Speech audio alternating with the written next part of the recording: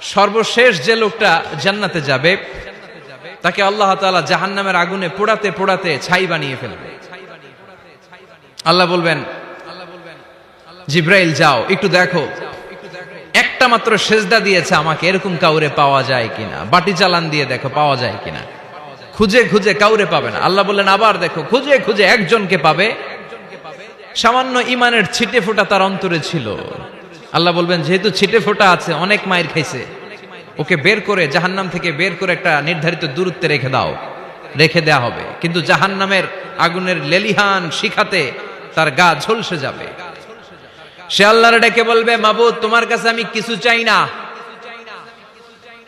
জাহান্নাম থেকে তুমি আমাকে বের করেছো, জীবন নদীর পানি তুমি আমার গায়ের মধ্যে ঢেলে দিয়েছো, আমি আবার সজীবতা ফিরে পেয়েছি। আমি তোমার কাছে জান্নাত চাই না, শুধু নিরাপদ একটা দূরত্বে আমাকে রেখে আসো, যাতে জাহান্নামের আগুন আমারে কষ্ট দিতে না পারে।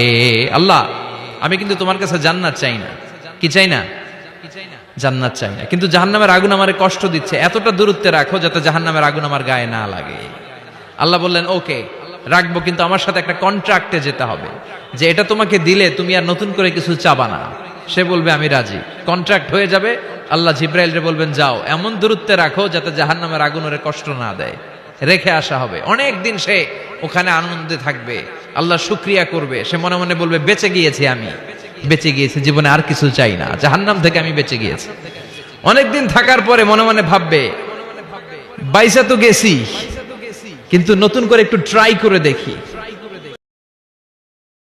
দৃশ্য একটু চোখ দিয়ে অবলোকন করা যায় কিনা। সে আল্লাহরে ডেকে বলবে আল্লাহ ইনদি সুআল, আমার একটা ফরিয়াদ আছে। কি ফরিয়াদ? আল্লাহ আগেই বলে রাখি আমি কিন্তু জান্নাতে যেতে চাই না। আল্লাহ বলবেন কি চাও? সে বলবে আল্লাহ তোমার জান্নাতটা তুমি কত সুন্দর করে বানিয়েছো, আমি একটা নজর শুধু দেখতে চাই। জান্নাতের দরজার সামনে নিয়ে যদি আমারে বসিয়ে রাখো, দ্যাটস ইনাফ, আর কিছু চাই না, শুধু জান্নাতের দরজার সামনে। আল্লাহ বললেন তুই না ওয়াদা করেছিস, তুই না চুক্তি করেছিস। সে বলবে আল্লাহ আমারে হতভাগা বানাইয়া তোমার কি লাভ? সুবহানাল্লাহ পড়েন। আমারে তুমি হতভাগা বানিও না। আল্লাহ বলে ঠিক আছে, আবার সিগনেচার কর যে জান্নাতের দরজার সামনে বসিয়ে দিলে আর কিছু চাবি না। সে সিগনেচার করে বলে আমি চাবো না। আল্লাহ বললেন জিব্রাইল বেচারারে ধরে জান্নাতের গেটের সামনে বসায় দে। এবার জান্নাতের গেটের সামনে বসে বসে জান্নাতের সৌন্দর্য দেখা শুরু করবে। সুবহানাল্লাহ। এমন সৌন্দর্য যেটা চোখ দিয়ে কেউ দেখে নাই, কান দিয়ে শুনে নাই, ওই সৌন্দর্য চোখে দেখে, কান দিয়ে আওয়াজ শুনে মাগার ভোগ করতে পারে না। অন্তরে জ্বালা আছে না নাই? এয়ার কন্ডিশনের রুমে ঢুকতে না পারলেও, এয়ার কন্ডিশনের রুমের দরজার বাইরে দাঁড়ালো, এয়ার কন্ডিশনের রুমের একটা ঠান্ডা বাতাস গায়ে লাগে না? কথা বলেন। তো ও যখন জান্নাতের দরজার সামনে দাঁড়াবে, ওর গায়েও এরকম জান্নাতের ঠান্ডা বাতাসের হিমেল ছোঁয়া গাটাকে শীতল করে দিবে।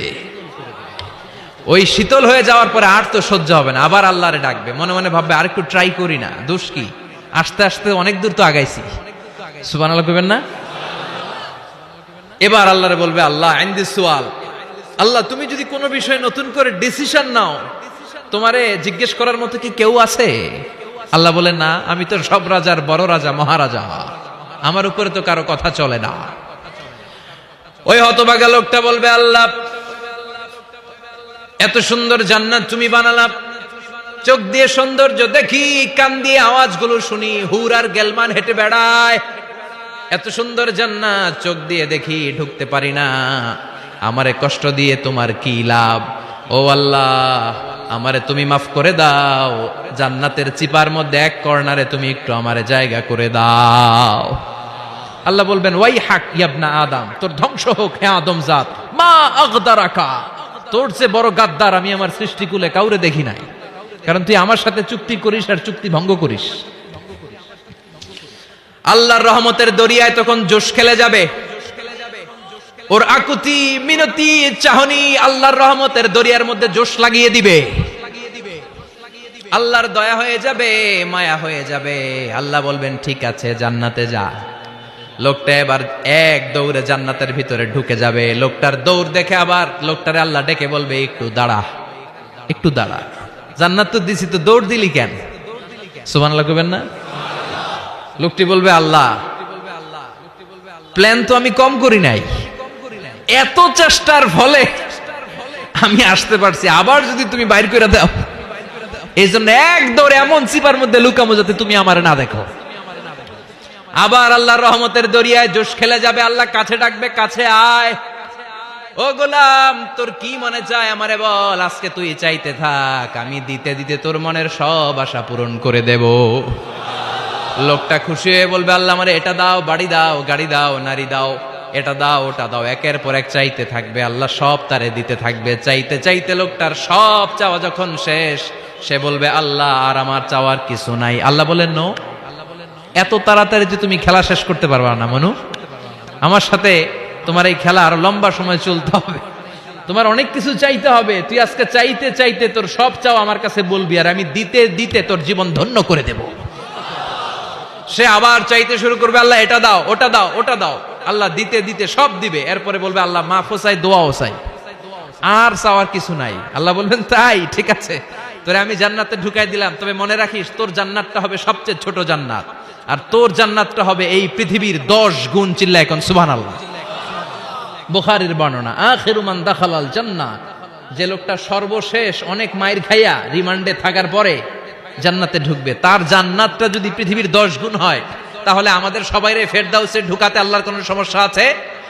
চিল্লায় বলেন, সমস্যা আছে? এজন্য আমরা আল্লাহর কাছে কোন জান্নাত চাই? কথা বলেন।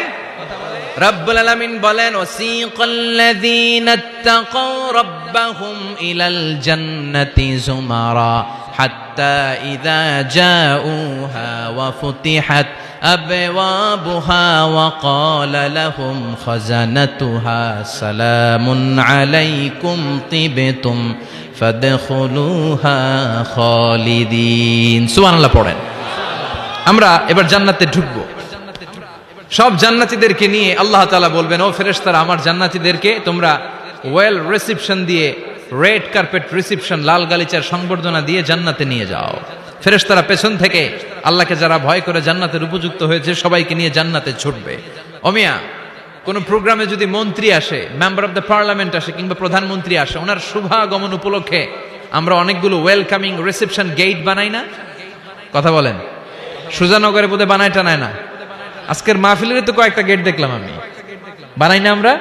Welcoming reception gate. জান্নাতীদের জন্য এরকম, আপনারা যারা ফেরদাউসে ঢুকবেন আপনাদের জন্য এরকম ওয়েলকামিং রিসেপশন গেট থাকবে। ফেরেশতারা জান্নাতীদেরকে হাঁকিয়ে হাঁকিয়ে নিয়ে চলবে, আহলান ওয়া সাহলান মারহাবান বিকুম, কংগ্রাচুলেশন, আসেন আসেন আমরা সবাই মিলে জান্নাতে যাই। জান্নাতীরা আনন্দের চোটে ছুটবে আর ছুটবে, ছুটতে ছুটতে ছুটতে ছুটতে হঠাৎ করে বিশাল একটা ওয়েলকামিং রিসেপশন গেট পেয়ে যাবে। এই গেটটা যে কত সুন্দর আমি বর্ণনা দিয়ে বুঝাতে পারবো না। এই গেটের আশেপাশে ডানে বায়ে থাকবে অসাধারণ পরিবেশ, ফুলের বাগান, নাজ নেয়ামতে ভরপুর, রিফ্রেশমেন্ট, ফুড আইটেম, খাবার দাবারে ভরপুর, এত চমৎকার জায়গা। এই জায়গাটারে জান্নাতীরা দেখে জান্নাত মনে করে ওইখানেই বসে যাবে।